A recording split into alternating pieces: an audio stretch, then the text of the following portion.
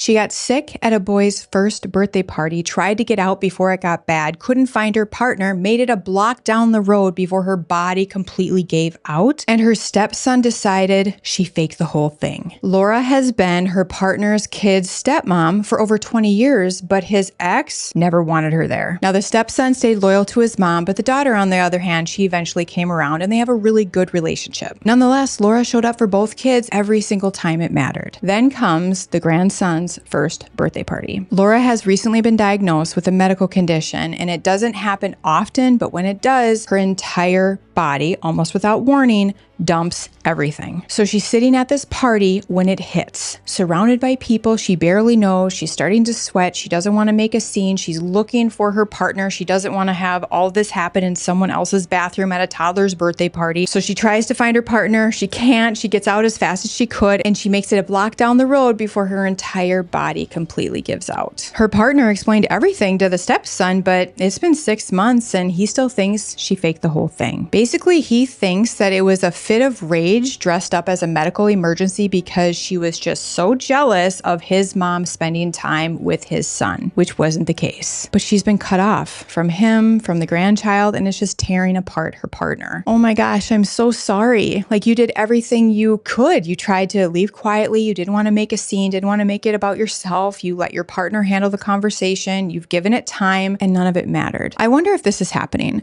I wonder if your stepson wrote a story about you long before the party. Like, you're the woman that got between my mom and dad, the one that my mom didn't like, the one that's never going to feel safe no matter what you did. So when something ambiguous happens, his brain doesn't reach for the most generous explanation. No, he confirms his bias of you. And this confirmation bias shows up for everybody, but it shows up extra hard for people who can't hold two truths at the same time. I don't feel close to her, and she might be telling me the truth. But I don't think this is over. I wonder if this stepson has ever really had to stretch past the story that was given to him. So here's what I would do if I were Laura. I would reach out and I would ask for a lunch with just him and I would tell him what happened. I'm not trying to defend myself. I'm just trying to tell him the truth directly from me. And then I would acknowledge that we've never been close. I'm not trying to change that, but that his dad is really hurting and there's a grandson I would like to be present for. So I would just do one lunch, I'd have one conversation, and he might not be ready. And if he's not, that's okay. That's information too.